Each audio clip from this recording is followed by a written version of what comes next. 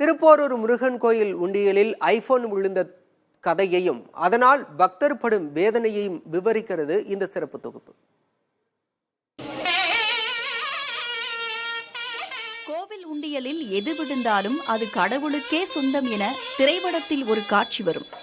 அப்படித்தான் உண்டியலில் காணிக்கை செலுத்தும் போது தவறுதலாக உள்ளே விழுந்த ஐபோன் தற்போது முருகனுக்கே சொந்தம் என கூறுகிறார்கள் திருப்போரூர் கோவில் நிர்வாகிகள்.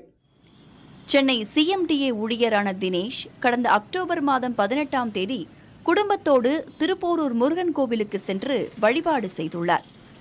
என்னோட எல்லா பிரச்சனையையும் தீர்த்து வைப்பா முருகான்னு உண்டியலில் காணிக்கை செலுத்தும் போது அவர் வைத்திருந்த ஐபோனும் தவறுதலாக உள்ளே விழுந்துள்ளது. இது என்னப்பா புதிய பிரச்சனைன்னு உடனே அது குறித்து கோவில் நிர்வாகத்திடம் தெரிவிக்க, உண்டியல் திறந்து காணிக்கை எண்ணும்போது தகவல் கொடுக்கிறோம், அப்போது வந்து போனை பெற்றுக் கொள்ளுங்கள் என கூறி அனுப்பி வைத்திருக்கிறார்கள். 3 மாதங்களுக்கு பிறகு உண்டியல் திறந்து காணிக்கையை எண்ணும்போது தினேஷின் ஐபோனும் இருந்துள்ளது. அவருக்கு கோவில் நிர்வாகிகள் தகவல் கொடுக்க 3 மாதங்களுக்கு பிறகு ஐபோன் கிடைத்துவிடும் என உற்சாகமாக கோவிலுக்கு வந்தவருக்கு காத்திருந்தது மிகப்பெரிய ட்விஸ்ட்.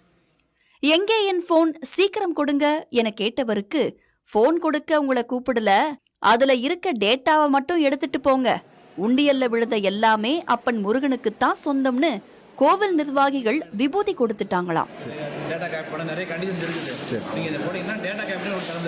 சென்னையில் உள்ள இந்து சமய அறநிலையத்துறை அலுவலகத்தில் தனது நிலையை விரிவாக எடுத்து கூறி மனு அளித்துள்ள தினேஷ், எப்படியாவது ஐபோனை மீட்டு கொடுக்குமாறு கோரிக்கை விடுத்துள்ளார். அந்த ஐபோன் கிடைக்குமா இல்லையா என்பது திருப்போரூர் முருகனுக்கே வெளிச்சம்.